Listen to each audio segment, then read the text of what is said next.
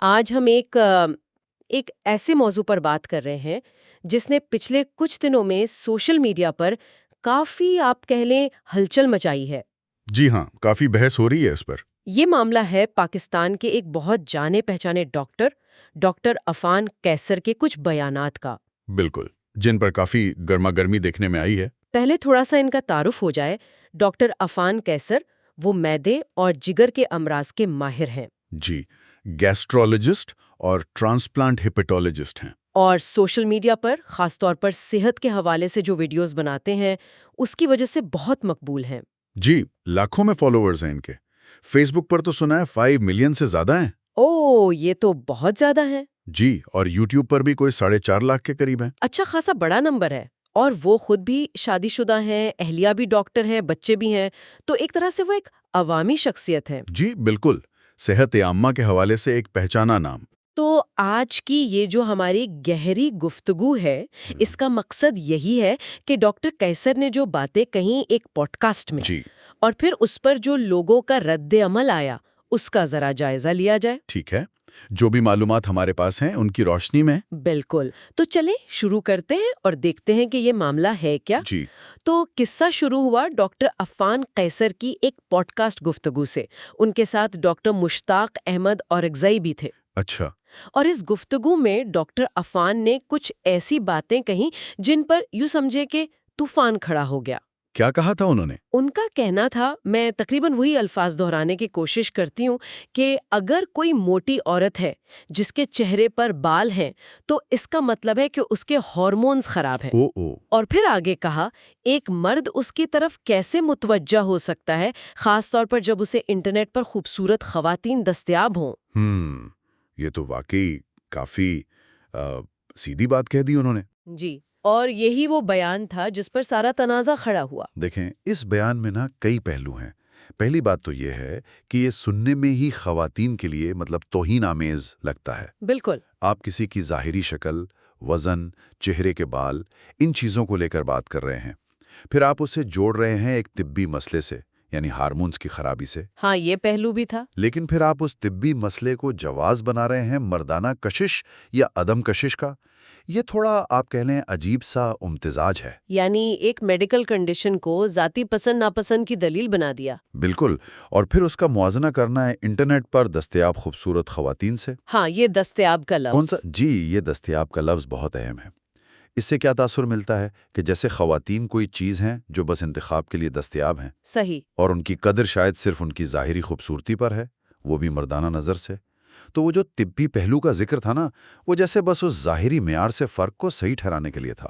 تو یہ صرف خوبصورتی کے معیار کی بات نہیں رہی، یہ تو خواتین کو ایک شے سمجھنے والی بات ہو گئی، آبجیکٹیفیکیشن جسے کہتے ہیں۔ جی ہاں، بالکل اسی طرف اشارہ ہے، اور شاید اسی لیے لوگوں کا رد عمل اتنا شدید آیا۔ یہ صرف کسی کے وزن پر تبصرہ نہیں تھا، اس میں ایک طرح کی وہ مردانہ برتری یا استحقاق کا تاثر بھی تھا، اور وہ بھی ایک ڈاکٹر کی طرف سے۔ صحیح۔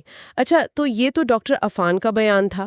اب وہ جو دوسرے مہمان تھے پوڈ کاسٹ میں، ڈاکٹر مشتاق احمد اورکزئی، انہوں نے کیا کہا اس پر؟ جی، ان کا رد عمل بھی کافی دلچسپ تھا۔ انہوں نے بات کو بالکل ہی ایک الگ رخ دے دیا۔ انہوں نے کہا کہ ایسے مردوں کو نام محرم عورتوں کے پاس جانے سے گریز کرنا چاہیے، کیونکہ عورتوں کا نشہ سب سے خطرناک چیز ہے۔ اوہ، نشہ؟ جی، جو انسان کی دنیا اور آخرت تباہ کر سکتی ہے۔ اور پھر حل یہ بتایا کہ اگر کسی کی خواہشات زیادہ ہوں تو اسے 2، 3 یا 4 شادیاں کر لینی چاہیے۔ اچھا، تعدد ازدواج کا مشورہ۔ لیکن حرام سے بچنا چاہیے، کیونکہ گناہ کا رستہ آخرت تباہ کر دیتا ہے۔ تو یہ گفتگو جسمانی کشش اور معیار سے نکل کر سیدھی مذہب اور اخلاقیات کے دائرے میں چلی گئی۔ بالکل۔ یہاں تو خواتین سے تعلق کو، یا شاید جو غیر ازدواجی کشش ہے، جی، اسے ایک نشے سے تشبیہ دی جا رہی ہے، ایک خطرہ بتایا جا رہا ہے۔ اور اس خطرے یا نشے کا علاج کیا بتایا؟ مزید شادیاں۔ ہاں، یہ بہت ہی قابل غور نکتہ ہے۔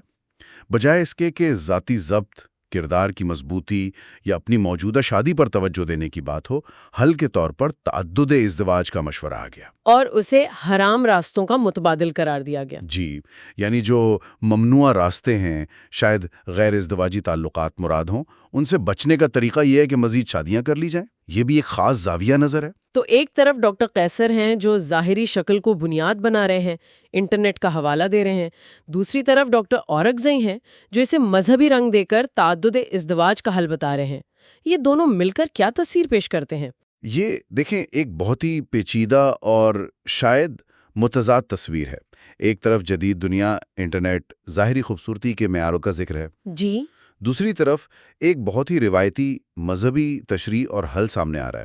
یہ تضاد شاید ہمارے معاشرے میں موجود مختلف سوچوں کی عکاسی بھی کرتا ہے۔ صحیح۔ ڈاکٹر قیصر کی بات اگرچہ تنقید کی زد میں آئی، وہ شاید معاشرے کے ایک خاص رویے کی طرف اشارہ کر رہی تھی، جی، جبکہ ڈاکٹر اورکزئی کا جواب ایک مخصوص مذہبی نقطہ نظر سے اس مسئلے کو دیکھ رہا ہے۔ لیکن دونوں ہی صورتوں میں خواتین کو ایک خاص طریقے سے دیکھا جا رہا ہے نا؟ بالکل، ایک جگہ ظاہری کشش کے پیمانے پر، دوسری جگہ ایک ممکنہ خطرے یا نشے کے طور پر، جس سے نمٹنے کے لیے مرد کو کچھ خاص قدم اٹھانے کا مشورہ دیا جا رہا ہے۔ ٹھیک ہے۔ اور جب یہ کلپ خاص طور پر ڈاکٹر قیصر والی بات سوشل میڈیا پر پھیلی تو آپ نے کہا رد عمل شدید تھا۔ کیسا تھا وہ رد عمل؟ جی، رد عمل واقعی بہت تیز اور بہت وسیع تھا۔ مطلب جیسے ہی کلپ سامنے آیا، لوگ خاص طور پر خواتین نے بہت کھل کر اپنی ناپسندیدگی کا اظہار کیا۔ کچھ مثالیں ہیں آپ کے پاس؟ لوگ کیا کہہ رہے تھے؟ جی بالکل، مثلاً ایک بہت عام تبصرہ جو بار بار نظر آیا وہ یہ تھا کہ یہ ویڈیو پسند نہیں آئی، بہت دکھ ہوا، اس میں خواتین کی توہین کی گئی ہے۔ بہت سیدھی اور صاف بات۔ یہ تو بنیادی احساس تھا جو بہت لوگوں نے شیئر کیا۔ جی، پھر کچھ لوگوں نے اسے ڈاکٹر صاحب کی ذاتی زندگی یا ترجیحات سے جوڑنے کی کوشش کی۔ جیسے کسی نے لکھا، لگتا ہے ڈاکٹر صاحب کو اپنی بیوی سے زیادہ نورا فتحی میں دلچسپی ہے۔ یہ تو کافی ذاتی حملہ ہو گیا۔ جی، اس طرح کے تبصرے بھی تھے۔ یہ ظاہر کرتا ہے کہ لوگ اسے صرف ایک عمومی بیان نہیں سمجھ رہے تھے، بلکہ اسے کہنے والے کی شخصیت سے جوڑ رہے تھے۔ اور مردوں کی ذمہ داری کے حوالے سے بھی کچھ کہا گیا؟ ہاں، یہ بھی ایک اہم نقطہ اٹھایا گیا۔ ایک صارف نے لکھا، وہ جھوٹ بول رہے ہیں، اگر مرد چاہے تو وہ صحیح راستے پر رہ سکتا ہے، سب کچھ اس کے اپنے اختیار میں ہے۔ یعنی مردوں کے اپنے کنٹرول اور قوت ارادی پر زور دیا گیا۔ بالکل، یہ اس خیال کی نفی تھی کہ مرد بیچارہ مجبور ہے اپنی خواہشات کے ہاتھوں۔ ذاتی ذمہ داری کا پہلو اجاگر کیا گیا۔ اور وہ جو دوہرے معیار والی بات ہوتی ہے، اس کا بھی ذکر آیا؟ جی، وہ تو لازمی آنا تھا۔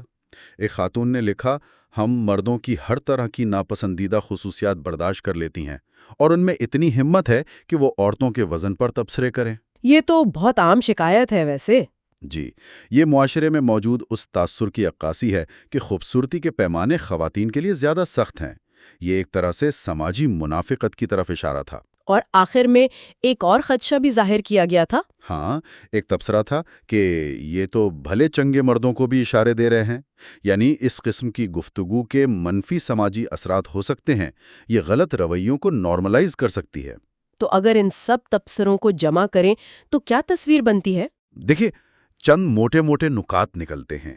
ایک تو خواتین کی تذلیل کا شدید احساس، دوسرا دوہرے معیار اور منافقت کا الزام، تیسرا کہنے والے کی نیت پر سوال، اور چوتھا مردانہ ضبط نفس اور ذمہ داری پر زور، اور پانچواں اس قسم کی باتوں کے برے سماجی اثرات کا ڈر۔ تو یہ رد عمل صرف غصہ نہیں تھا، بلکہ یہ ہمارے معاشرے میں جو بحثیں چل رہی ہیں جنس پر، خوبصورتی کے معیاروں پر، مردوں عورتوں کے کردار پر، عوامی شخصیات کی ذمہ داری پر، یہ اسی کا ایک حصہ لگتا ہے۔ یقیناً یہ واقعہ ایک کیس اسٹڈی کی طرح ہے۔ یہ دکھاتا ہے کہ سوشل میڈیا کیسے کام کرتا ہے۔ یہ نہ صرف کسی بات کو پھیلاتا ہے، بلکہ پہلے سے موجود حساسیت کو جو معاشرے میں دراڑیں ہیں ان کو اور واضح کر دیتا ہے۔ اور احتساب کا ایک نیا طریقہ بھی۔ جی بالکل، اب عوامی شخصیات چاہے وہ کسی بھی شعبے سے ہوں، ان کی کہیں بھی بات پر فوراً رد عمل آتا ہے اور انہیں جوابدہ ٹھہرایا جا سکتا ہے۔ اور جب کوئی ڈاکٹر، جسے لوگ صحت اور بھلائی کا نمائندہ سمجھتے ہیں، ایسی بات کرے جو متنازع ہو، تو رد عمل اور بھی شدید ہوتا ہے، کیونکہ ان کی بات کو وزن دیا جاتا ہے۔ تو آئیے اب اس ساری گفتگو کو سمیٹنے کی کوشش کرتے ہیں۔ بنیادی بات یہ ہوئی کہ ایک مشہور بااثر ڈاکٹر کے کچھ بیانات جنہیں خواتین کے لیے توہین آمیز سمجھا گیا، ان پر شدید عوامی رد عمل آیا۔ جی، اور اس رد عمل نے معاشرے میں پہلے سے موجود کئی حساس موضوعات جیسے صنفی مساوات، خوبصورتی کے معیار، مذہب کی تشریحات، ان سب پر ایک نئی بحث کو ہوا دے دی۔ تو اس پورے معاملے سے ہم کیا اہم باتیں سیکھ سکتے ہیں یا اخذ کر سکتے ہیں؟ دیکھیں، جو معلومات ہمارے سامنے ہیں ان کی بنیاد پر چند باتیں واضح ہیں۔ پہلی تو یہ کہ یہ واقعہ آج کے ڈیجیٹل دور میں ثقافتی اقدار کے ٹکراؤ کو ظاہر کرتا ہے۔ وہ کیسے؟ ایسے کہ ایک طرف آپ کو روایتی یا قدامت پسند سوچ نظر آتی ہے، جیسے ظاہری شکل پر بہت زیادہ زور دینا یا تعدد ازدواج کو ایک حل کے طور پر پیش کرنا، ٹھیک ہے۔ اور دوسری طرف ایک جدید حساسیت ہے جو صنفی برابری، احترام، جسمانی خود مختاری، ان چیزوں پر زور دیتی ہے۔